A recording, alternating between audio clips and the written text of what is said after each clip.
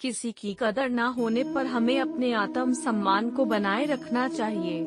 दूसरों की नाजुकता या अन्याय के बावजूद हमें अपनी मूल्यवानता को समझना चाहिए। किसी और की महत्वपूर्णता को इग्नोर करते हुए हमें खुद के साथ प्यार और सम्मान में विश्वास रखना चाहिए। हमें इस बात को समझना चाहिए कि हमारी स्वाभाविकता और मूल्यवानता का मूल्य किसी दूसरे की नज़र से नहीं बढ़ता।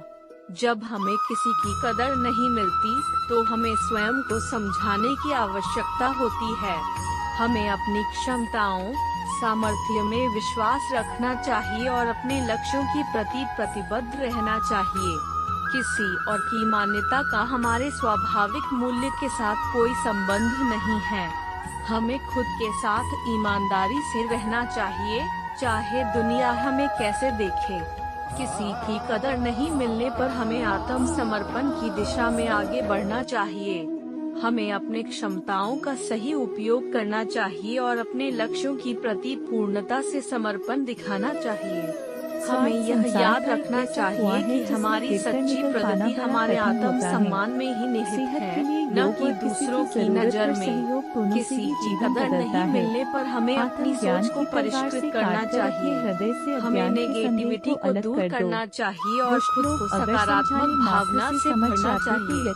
किसी और की मान्यता की आवश्यकता नहीं है जब हम खुद को स्वीकार करते हैं और अपनी क्षमताओं में विश्वास रखते हैं।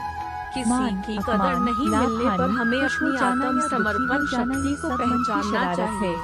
हमें अपनी क्षमताओं, सामर्थ्य में विश्वास रखना चाहिए और अपने लक्ष्यों की प्रति पूर्णता से समर्पण दिखाना चाहिए। हमें अपनी मेहनत, संघर्ष और समर्पण से आत्म सम्मान की प्राप्ति करनी चाहिए, चाहे कोई दूसरा हमें समझे या न समझे।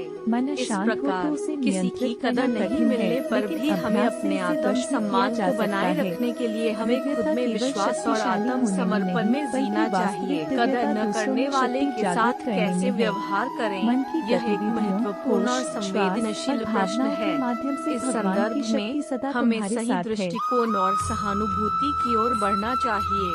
पहले तो हमें समझना चाहिए कि किसी अन्य व्यक्ति की कदर न करना उसकी व्यक्तित्वता और उसके विचारों का परिचायक हो सकता है।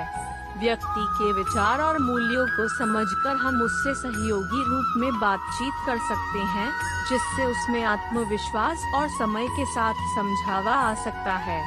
दूसरी बात, हमें अपने आत्म सम्मान को हमेशा महत्व देना चाहिए। अगर कोई व्यक्ति हमें नहीं समझता या हमारी कदर नहीं करता, तो हमें अपने आप की महत्वता को समझना चाहिए। हमें अपनी खुद की कदर करनी चाहिए और अपने मूल्यों का पालन करना चाहिए। हमें यह जानना चाहिए कि हम अपने आत्म सम्मान को गिराने के लिए किसी और की आवश्यकता नहीं है। तीसरी बात, हमें स्नेह भावना और सहानुभूति का पालन करना चाहिए। हमें दूसरों के विचारों और भावनाओं का सम्मान करना चाहिए, चाहे वह हमारी कदर करते हैं या नहीं। हमें उनके साथ विनम्रता से और समय के साथ सहायता करनी चाहिए। सच्ची स्नेह भावना से हम दूसरों को अपनी ओर आकर्षित कर सकते हैं और उनमें भी समय के साथ परिवर्तन ला सकते हैं। चौथी बात, हमें समय समय पर अपने आत्म मूल्य की पुनर्मूल्यांकन करना चाहिए। क्या हम अपने कार्यों में सुधार कर सकते हैं? क्या हम दूसरों के साथ बेहतर व्यवहार कर सकते हैं?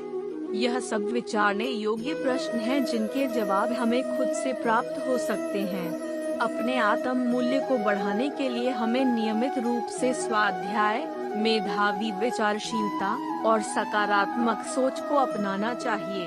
अंत में हमें यह याद रखना चाहिए कि दूसरों की कदर करना और उनका सम्मान करना हमें सशक्त बनाता है।